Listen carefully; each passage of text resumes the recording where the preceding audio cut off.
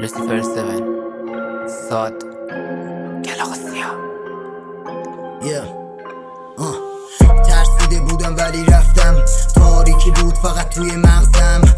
نمیدونم از این دنیا بکنم برم یا که نه بمونم پلو مادرم. هی تاریکی میداد بهم قدرت، دوست داشتم برقصم جل توی نکبت.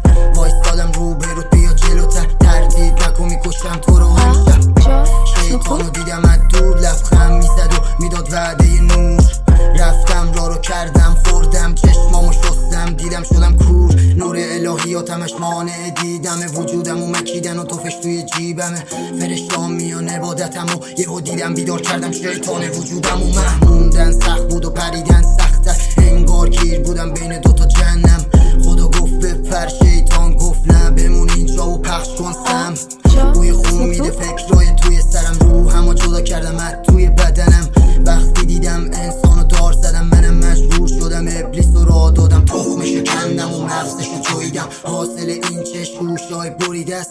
من شاهد قتل ذهن خودم بودم، همه چی رو دیدم جز چشمای خودم. مردان خدایی با چشمان فضایی پیچیدن دور مغز ساره رهایی. عشقمو پر بود از انسان فراریم، تش میشه واسه پول کلیت تراجی. نه دنبال داستان نبودم، نه هر چقدر دویدم شدم دورتر. فکرمو از سرم وا کنم خودمو پرت کنم من بالا زودتر. نه مادرم تنها بود نمیشد ولش کنم خورده میشد تش. تو این دنیای گویی که برادر وایساد و خوردم خونه خواهرشو. وسط تاریکی من تو عمق خلق با یه مغزی که وسط خورده ترک یه ابلیس و بختک و بد تخم شبه. انقدر میمونم تا که این مخش فلج ندارم روشنه این من تصویر. تاریکی مغزمو کردش تسخیر، توی تاریکی موجودات دورم کردن. نر و نسناس لجن سختیست، تاریکی اوج گرفت منم کور کرد. این جامعه تاریک منم سوختم، رو واقع تا چشما رو بستن رفت و نقص زن پلکا رو به هم دوختن.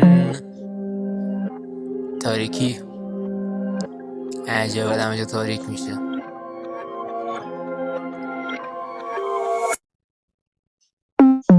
عجب آدم جا تاریک میشه، عجبت مسیرت دیگه باریک میشه. عجب تنها دقدقت فقط ساقیت میشه، عجبت خیلی چیزا حالیت میشه.